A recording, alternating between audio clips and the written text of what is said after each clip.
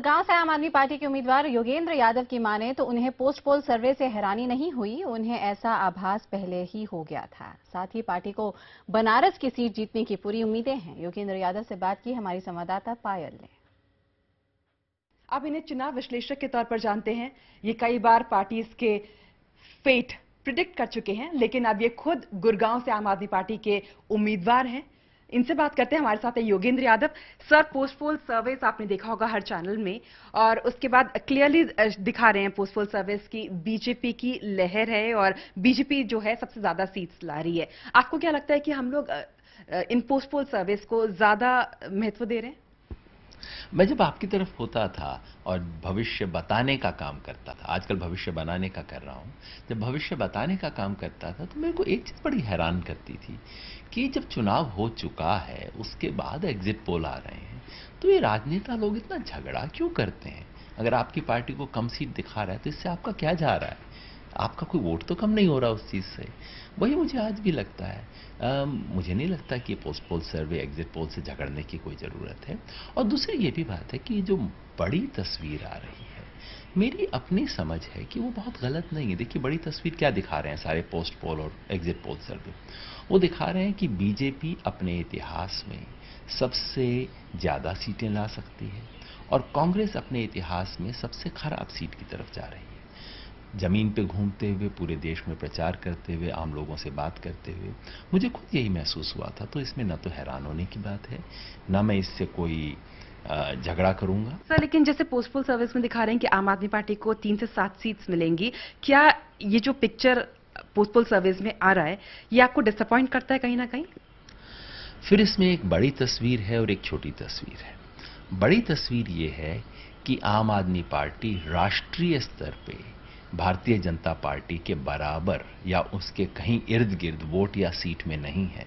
ये बात बिल्कुल सही है, इससे झगड़ा करने का कोई कारण नहीं है। दूसरा, सीटों की संख्या 3 से 7, फिर मैं आपको कहूंगा उस पर थोड़ा सा सावधान रहना चाहिए, क्योंकि दुनिया भर के ओपिनियन पोल किसी नई और छोटी पार्टी को अंडर एस्टिमेट करते हैं, उसकी जो वास्तविकता होती है उससे कम करके आंकते हैं। तो आप 3-7 कह रही हैं, वो 10-12 भी हो सकता है। खास तौर पे पंजाब से मुझे उम्मीद है। पंजाब में तो बहुत बड़ा बदलाव आ रहा है। आपका पोल दिखा रहा है 23%, एक दूसरी चैनल दिखा रही है 27%।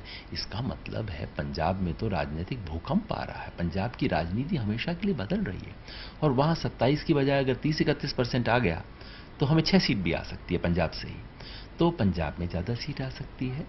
दिल्ली में भी जितना आप सोच रहे हैं उससे बेहतर आने की संभावना है, इसलिए कि दिल्ली का जो गरीब है उसने हमें समर्थन दिया है और उसे आमतौर पे ओपिनियन पोल थोड़ा सा कम आंकते हैं कई बार। तो इसलिए मेरी उम्मीद है कि थोड़ा सा बेहतर हो सकता है, लेकिन फिर बड़ी तस्वीर से मुझे कोई शिकायत नहीं है। जैसे दिखा रहे हैं कि वाराणसी से मोदी जीत रहे हैं, जैसे पोस्ट पोल सर्विस में आ रहा है, और आपके सर्वेस में ये भी दिखा रहे हैं कि 3 से 7 सीट मिल रही है आम आदमी पार्टी को। तो आपको नहीं लगता कि जब आपके सांसद संसद में जाएंगे तो वो जिस आदमी ने शुरू किया था अरविंद केजरीवाल, वो अगर संसद में नहीं पहुंचेंगे तो अपने आप को वहां अकेला महसूस करेंगे? ये तो पार्टी ने सोच समझ के फैसला किया था। अरविंद के लिए बहुत आसान था दिल्ली की कोई सीट लेके संसद में पहुंच जाना, लेकिन अरविंद की जो एक विशेषता है और उनकी जो सबसे बड़ी स्ट्रेंथ है वो ये है कि वो शीर्ष पे रह के भी जोखिम लेते हैं। लोग आमतौर पे शीर्ष छोड़िए आधा पहाड़ चढ़ने के बाद जोखिम लेना बंद कर देते हैं। अरविंद वो जोखिम ले सकते हैं और वही अरविंद के बनारस में लड़ने से पूरे देश भर में ऊर्जा आई, पूरे देश भर में एक संदेश आया। और कम से कम मैं अभी मानने को तैयार नहीं हूं कि हम बनारस नहीं जीत सकते। मुझे पता नहीं कोई पोस्ट पोल सर्वे अगर बनारस पे हुआ हो तो मैंने देखा नहीं है। आएगा तो देखेंगे।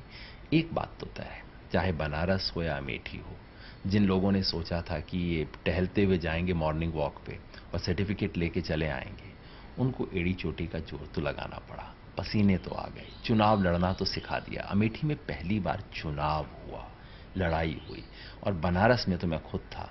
ये इनके तो हालत खराब हो गई।